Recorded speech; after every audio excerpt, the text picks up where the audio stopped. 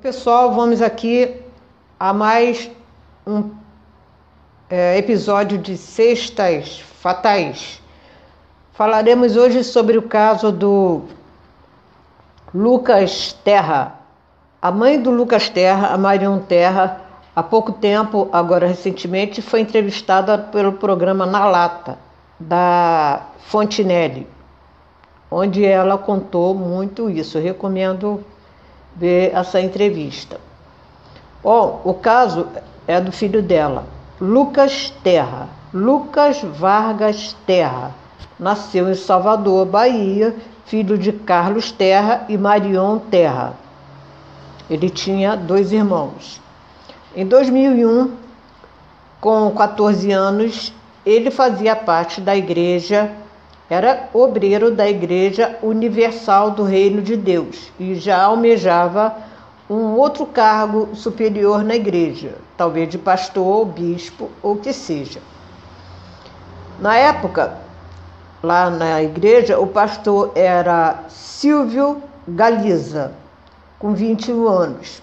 Mas o Silvio Galiza não tinha uma boa reputação perante as pessoas e o clero local. Ele havia sido até transferido de um outro local por alguns problemas que não se sabe quais são, né, na instituição. Lucas Terra, em pouco tempo, se destacou e foi nomeado pelo Silvio Galiza como o seu auxiliar, o seu segundo.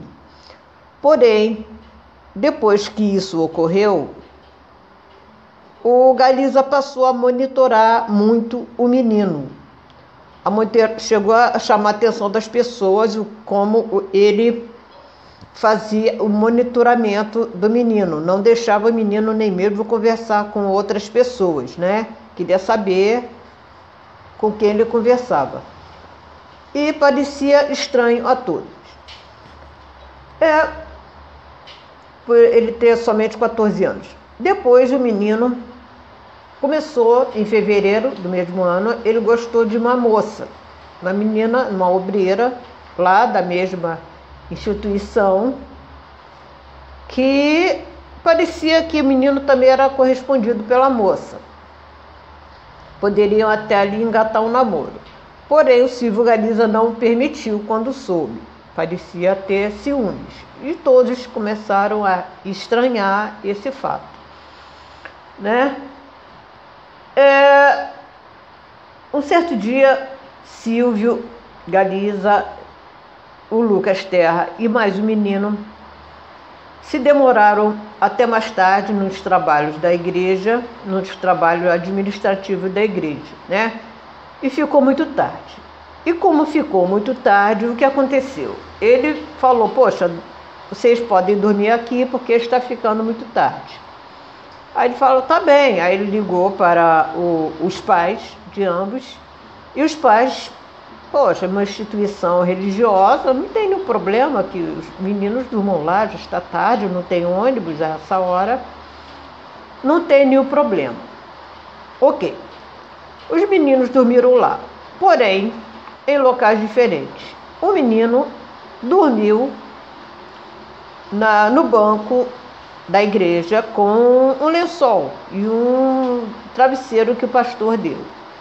E o Lucas Terra dormiu, foi convidado a dormir no quarto do pastor e na mesma cama que o pastor.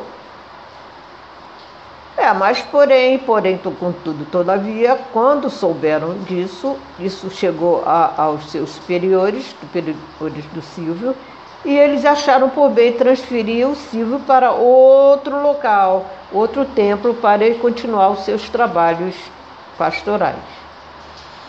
Porém, estranhamente, o Silvio Galiza continuou a frequentar o seu templo antigo e ter contato com o Lucas Terra. Um dia, uma tarde, em março, estava o menino conversando, mais precisamente no dia 21 de março, o menino estava conversando com seus amigos obreiros da mesma idade e com aquela menina que obreira que até então era sua namorada agora. Então ele chegou perto deles e começou a chamar o Lucas de longe para ir a um certo local. Aí uma das colegas do Lucas disse assim: não vai não, você não conhece a cidade, não é bom você sair essa hora, não vai. Mas ele foi assim mesmo, saiu com o Silvio e foram para algum local e pegaram um ônibus.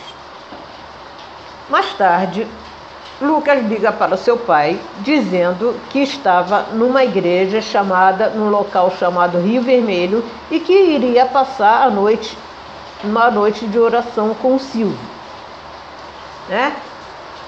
O pai, como não sabia do ocorrido anterior, do negócio da cama, permitiu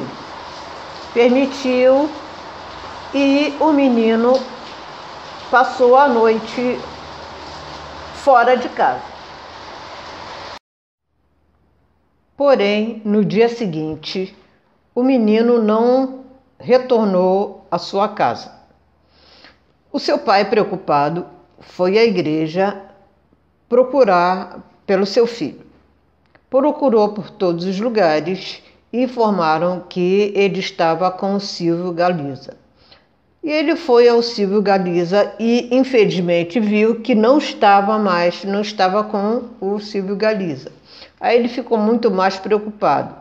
Aí o Galiza disse que tinha deixado o menino numa outra igreja, no ponto de ônibus, que a igreja seria o bairro de Pirituba. Deixou o menino no ponto de ônibus para ir à igreja desse bairro. Aí o pai foi nessa igreja, foi em todas as igrejas possíveis e imaginárias da área da Universal e não conseguiu falar com o menino. Então, ele, sem saber o que fazer, ele foi para as ruas procurar o menino em todo o trajeto, até levou cartazes, fotos do menino pelas ruas, e quando a mãe ligava da Itália, ele dizia que estava tudo certo, que o menino só tinha dado uma saída, que estava tudo bem. A mãe dele não estava no Brasil. Então ele resolveu voltar a conversar com o Silvio. Passaram-se 2 dias. Aí o Silvio contou uma história diferente. Aí ele perguntou de novo, cada vez mais ele se contradizia. Aí o pai dele notificou isso para a polícia. E a polícia o chamou. E ele contou uma terceira história, uma quarta história, uma quinta história. E a polícia foi estranhando. E também o outro pastor, amigo dele, também foi chamado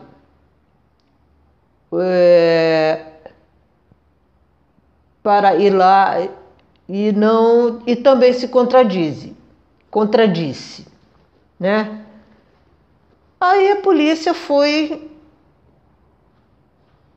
2 dias depois, a polícia descobriu um corpo carbonizado numa caixa de madeira, estranhou a 2 quilômetros da igreja e chamou o pai do menino e disse que talvez seria o menino. Aí o pai foi lá com um amigo dele e, sem coragem de olhar, né, de reconhecer, mandou o amigo. Aí o amigo foi, disse: não se trata do teu filho Lucas Terra, não, né? Ele 2 dias depois saiu o laudo desse mesmo corpo, desse mesmo acidente lá, o crime, e foi constatado que realmente era do Lucas Terra. O Lucas Terra havia vestígios também de abuso sexual no corpo e parece que foi queimado vivo, segundo a perícia, né? a perícia fez todos os exames, né? 12 dias depois que saiu esse laudo, né? E o menino estava amarrado. E a mãe do Lucas foi chamada da Itália para prosseguir as investigações, para seguir junto com o pai. E a polícia, com base em provas, porque o pano que estava na boca do menino, constataram que era o pano da cortina da igreja da qual o Silvio trabalhava. E constataram aí, de acordo com as versões e do outro pastor chamado Fernando Aparecido também ter ficado muito nervoso, foi aberto o inquérito e foi concluído que realmente o autor do crime foi realmente o Silvio, né? Mas, porém, contudo, todavia, apesar disso, o Silvio não foi decretada a prisão dele, estranhamente. Então, o pai do Lucas Terra, revoltado com razão, até acampou na porta do Ministério Público.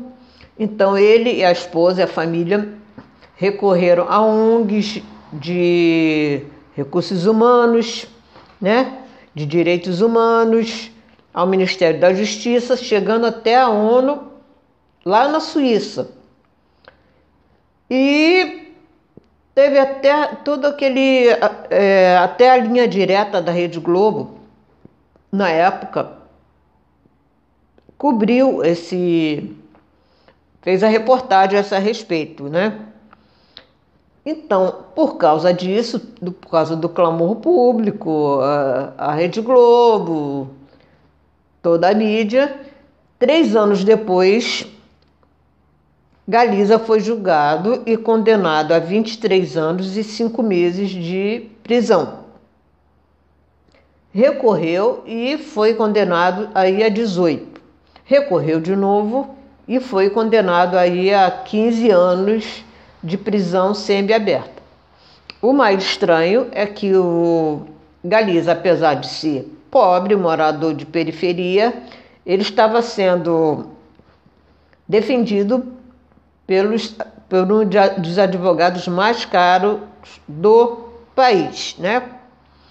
Mas a história não terminou assim. O promotor público desconfiou de que o corpo foi encontrado a 2 quilômetros dali e o Galiza não tinha carro, então teria que ser transportado por carro e ajudado por alguém para levar e queimar e fazer toda aquela maldade, toda aquela atrocidade. Mas o caso não parou por aí. O próprio Galiza, em uma entrevista 2 anos depois, declarou uma nova versão para o caso. Mesmo se isentando de culpa, ele acusou 2 outros pastores da igreja e um segurança da igreja. Segundo Silvio, Lucas teria morrido por ter visto 2 pastores em um ato sexual dentro da igreja. E fazer isso com ele seria a melhor opção para calar o menino.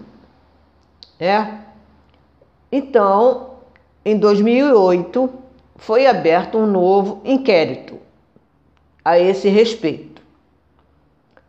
Porém, esses 3, os 2 pastores e o segurança, ficaram foragidos, eles fugiram. E em 2013, eles foram inocentados por falta de provas, porque o advogado era muito forte, também um dos mais caros do país, né? Então a família recorreu. A família recorreu revoltada e a justiça aceitou. Aceitou que eles fossem julgados. A defesa recorreu de novo em seguida e a definição que os 3 fossem a juro popular foi anulado em novembro de 2018, né? Paralelo a isso, o que ocorreu é que a Igreja Universal em 2007 foi condenada a pagar R$1 milhão como indenização para a família por omissão e pela sua responsabilidade. A igreja recorreu, porém em 2018 ela teve que pagar 2 milhões à família. Bom, o que aconteceu? Que o Ministério Público lá da Bahia disse que ia recorrer, porém até agora, até hoje, o caso encontra-se em aberto. Encontra-se em aberto e somente o Silvio Galiza está preso. E na entrevista no programa da Fontinelli, na Lata, ela disse que aguarda que a justiça seja feita. Porque em 2019, o pai do menino, Carlos Terra, faleceu por uma enfermidade. E o pai, anteriormente, havia até estudado direito para entender melhor o caso, né? Porém, o caso encontra-se em aberto, infelizmente. Eu vou até aqui contar uma história que eu não ia contar. Eu ia contar até no vídeo anterior do Anderson. No ano mais ou menos de 2007 para 2008, meu filho, na época, encontrava-se com 14 anos de idade. Na época, eu estava com os problemas pessoais e uma amiga minha, muito bem intencionada, disse para mim: poxa, vai na Catedral da Universal, vai fazer uma oração para resolver esse tal problema. Aí eu falei: tá bom, eu fui juntamente com meu filho. Ao chegar, a catedral é enorme, bonita. Ao chegar na porta, ao passar do portão, tinham 2 homens. Esses 2 homens nos cercaram, mais ou menos assim.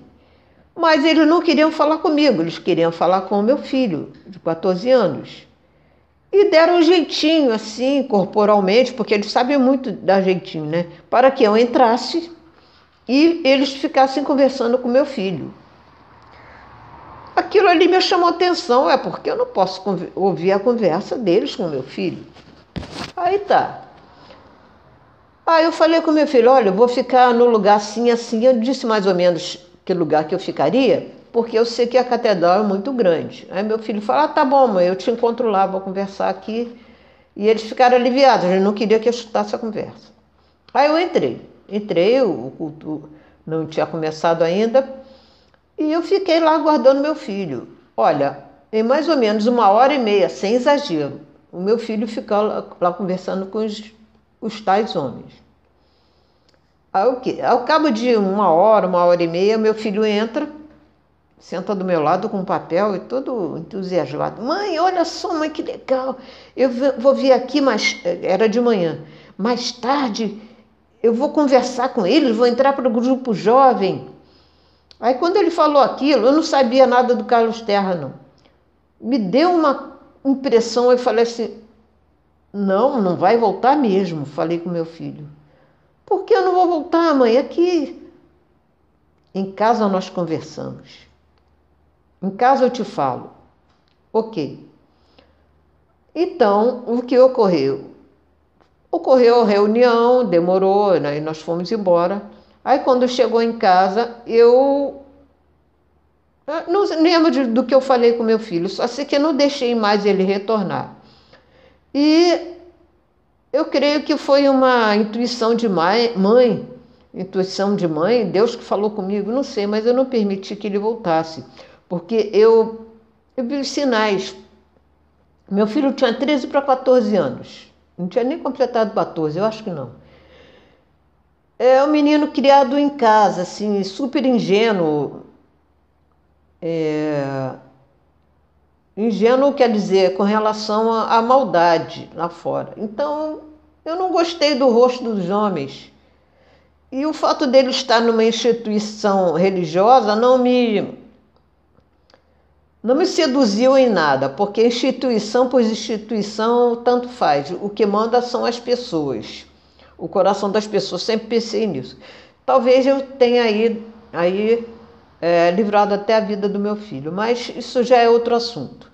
Mas coloquem aí nos comentários, pode até falar sobre o assunto que ocorreu comigo, é verídico. Foi pelo ano de 2007 ou 2008, mais ou menos isso aí. Mas eu agradeço por vocês terem ficado até agora. Podem escrever aí nos comentários e eu agradeço e até a próxima.